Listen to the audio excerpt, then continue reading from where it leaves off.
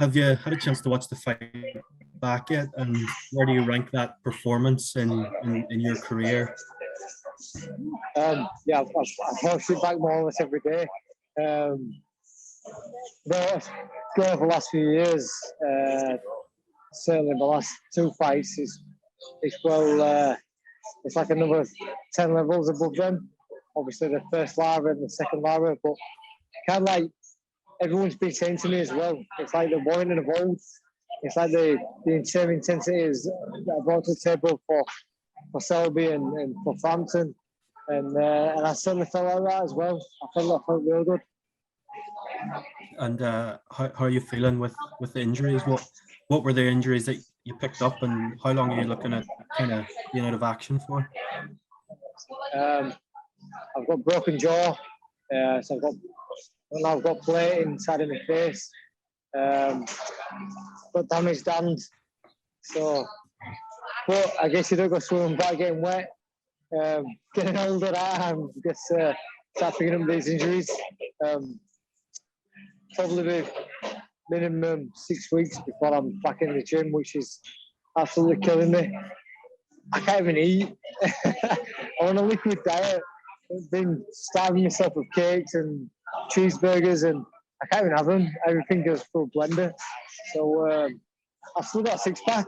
I actually weigh less than I did on Saturday morning. On Saturday morning, I was 9 stone 10, 9 stone 11. By the time I got to the ring, I was probably about 10 stone. And I got weighed yesterday. I'm 9 stone 8. I'll be a super flyweight by the end of the week. So, but you know what? I'm champion again.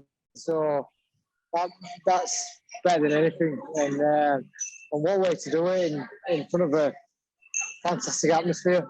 Brilliant. Thanks very much, Josh. Congrats on last weekend. Excellent. Thank you, Josh, can I butt in here? Hey, mate. Did you actually know?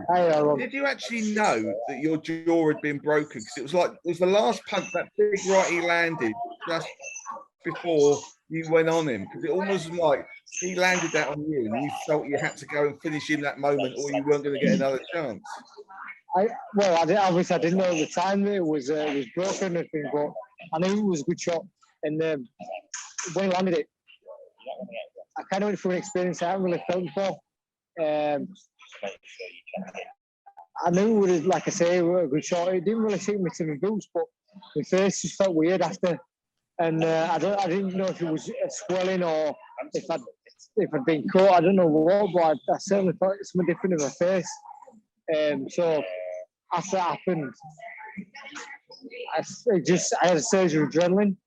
And once I got a surge of adrenaline, I wasn't going to stop throwing punches. Does the fact you're 6 weeks out of the gym, does that really sort of play to your sort of hopes of fighting Lee Wood if Lee Wood wants to fight at the City Ground? So, you know, they were talking about a June, maybe early July window. If you're not going to be back in the gym to the end of April, that's a bit short, really. Yeah, definitely. It's frustrating because I never stopped training from the second Lara fight. You know, I was back in the gym after a few weeks. I was training all the way through to Christmas, and then from Christmas to you know, last weekend. And in my head, I was going to have a week or so off, get myself on holiday, have a bit of sun. Not like I need any, but you know, recharge the batteries upstairs and physically. And I thought I'd be out again, like saying June time. I thought it'd be June. I thought I could be out in like October time. I thought I'd be out at least 3 times this year. So yeah, it's a bit of a stumbling block, and I like to have a good base as well. I like to keep all my numbers high in between the fights. So 6 weeks, man, killer, absolute killer. I want to say, what's the most unhealthy thing you tried to put in the blender? Any cakes gone in there yet? No, I've had a Mars bar put in the blender to have like a bit of a milkshake, and that's it. That's as luxurious as it's got a bloody Mars bar. No, I've considered a kebab, I've considered the fish and chips, I've considered a Big Mac, but I just don't think it's had the same ring to it, is it? Excellent. Lovely to see you, mate. See you soon. Cheers, Ron. Thank you.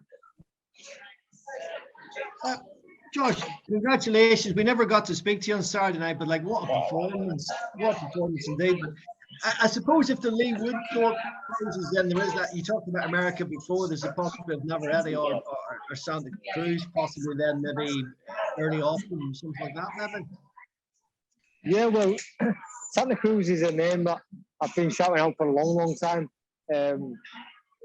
He was a champion when I first won the title back in 2018. So not only that, he's got the attachment with going to America.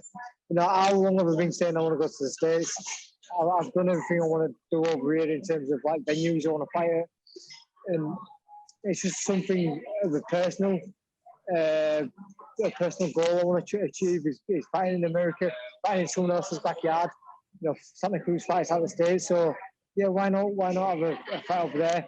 I know Lee would have been wanting to fight him, but I would here first, and I know he'd become a world champion before I did, but you know, I've been on this level for a long time. You know, back in 2018, we were just waiting for opportunities. So, you know, let's. I hope I can push in front of him, and you know, I promise him go do the business against Santa Cruz if we've been first defence. Right. Yes, as you say, that would be the dream scenario, Josh. As you say, get Santa Cruz, and then as you say, come back and fight against Lee Wood, something like that, really. Yeah, mate. Listen, David, I don't want to be in big fights. You know, I'm not here for a coming home steady defence. I'm not about that. For me, the bigger the fight, the better. It certainly, when my back's up against the wall, it certainly brings the best out of me. Obviously, I made the mistake of being too blasé against the first fighter, the first time round. But like I say, when people write me off and think I'm finished, and you know, I can get to a level, that's what seems to bring the best out of me. Great, Josh. Thanks very much. I'll not trouble you anymore, but thanks for taking the time to chat to us, and good luck with your recovery. Thank you, David. Appreciate that. Hi, Josh. Just a quick one from me. I just wondered, how has life been different for you since you regained the belt? How are you being treated at home? Are you being treated any better by your kids and your wife now you're world champion again? I'll tell you what, I've been lazy. It's normally, I'm not at the fights. It's my turn to do bits and bats and chores around the house. Natasha does. I know I train hard and prepare for fights and stuff like that, but Natasha is a fantastic job at home and looking after the kids first and foremost, and then being my PA, being my dietitian, being my just general assistant. So after fights, I feel like the role and responsibility of, you know, helping out, but I've just been a slob, I'll be honest with you. I've been an absolute slob. I've done anything. I'm sat on the sofa saying, Tash, I need a cup of tea. Tash, I need this. Tash, can you do this? So yeah, I've been an absolute slob, but it's funny because Saturday night we were a bit of a weird one. Even though I won the fight, I was in hospital. And at one point, my phone's going absolutely berserk. People messaging, come for a drink, come out and celebrate, come meet us. Josh, where are you? We need to come to this bar, you need to come to that bar, you need to come to this pub. And the reality of it was, I was sat in a room at Leeds General Infirmary, waiting to go to theatre to get operation. And everyone's ballistic, going absolutely balmy and enjoying themselves. And it's like, did I just win? Have I just been tuned? Because everyone's going absolutely ballistic, but I'm sat here in the hospital. Me, Natasha, and my manager Steve Wood, just waiting in the hospital. That was I'm pretty grim, that, to be honest with you, even though I just won. But I guess I get to celebrate, you know, over the next few weeks when the job gets better and my hand gets better. And how long are you on the liquid diet for? And I assume it hasn't impacted your ability to have a celebratory pint. 2 weeks. 2 weeks. So I've got another 8 days of it. So you know, they say when movement gets back by about 4 weeks, it's around 75%. It's just a chomping that they don't want you to do too much of. I feel like it's getting better day by day. I'm only fast at recovering from things like this, so I'd like to think that, you know, another week or so I'll be able to take it to some cheeseburgers and fish and chips. Great, thanks a lot, and congratulations. Thank you, Daniel. Cheers, mate. Hi Josh, how you doing, mate? You've spoken about Maurizio Lara. Do you believe you've still got unfinished business with him before your career ends? Yeah, definitely. It's one of the things I just want to put to bed. You know, I can't be good for my career to have boxing everybody and not have that win against Lara. So everyone's talking about how dangerous he is, and I've seen a few people saying, "Oh, I'm scared of him, and that's why I headbutted him on purpose in the second fight." But yeah, I'd love to just put that one to bed and just. Mauricio Lara is a good fighter. He's a dangerous puncher, but he's not in the same level as lads who I've beat over the last few years. You know, I feel that if that kid who we boxed a few weeks back would have been able to get through that last round, then he was starting to get Lara chopping away body shots. So I'd love to just put that whole chapter to bed, that whole saga, and then confirm with him that I just had an off night. The second night I was on my way to victory, but obviously got stopped with the cuts, and the final one being the actual final nail in the coffin in that saga. Absolutely, and obviously you put him at Headingley Stadium. Would you contemplate maybe fighting him in Mexico for the trilogy? If you imagine all the Leeds fans going out to Mexico, swigging on the tequila, you know, you can already see it.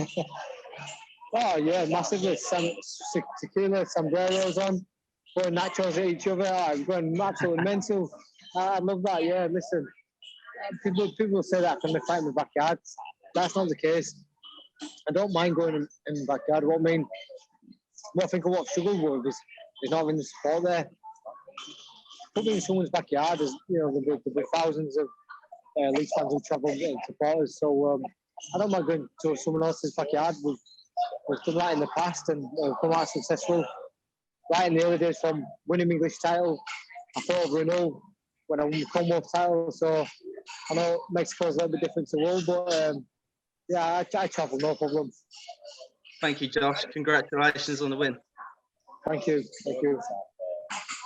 Josh, hi, it's Mark here, mate. I'm just going to ask one quick one and let you get off.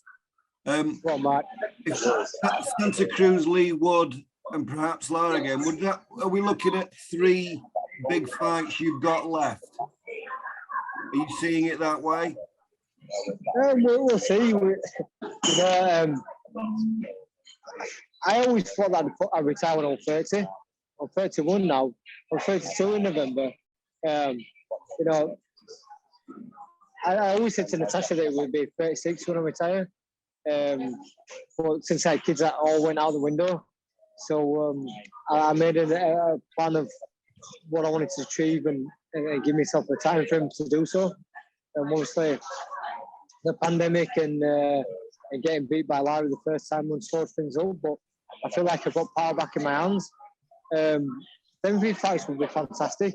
Santa Cruz putting Larry to bed, and then Lee Wood, you know, big domestic rivalry, a big domestic showdown at the City Grounds. That'd be fantastic. I'd be more than happy with that. Let's just see what happens. Best of luck with your recovery, mate. Good on you. Thank you, Mark. Cheers, mate. Cheers, buddy. Is that all it's done, guys? Is that everybody? Yeah, Josh, that's brilliant. You know, you get on, mate. It's brilliant that you're doing this for the bus. Thank you. No, listen, as always, guys, I appreciate your time that you put into us, and appreciate the articles that go out, and all the respect you show me. So I'll hopefully catch you again soon, and thank you again for the weekend. No, thank you. Cheers, guys.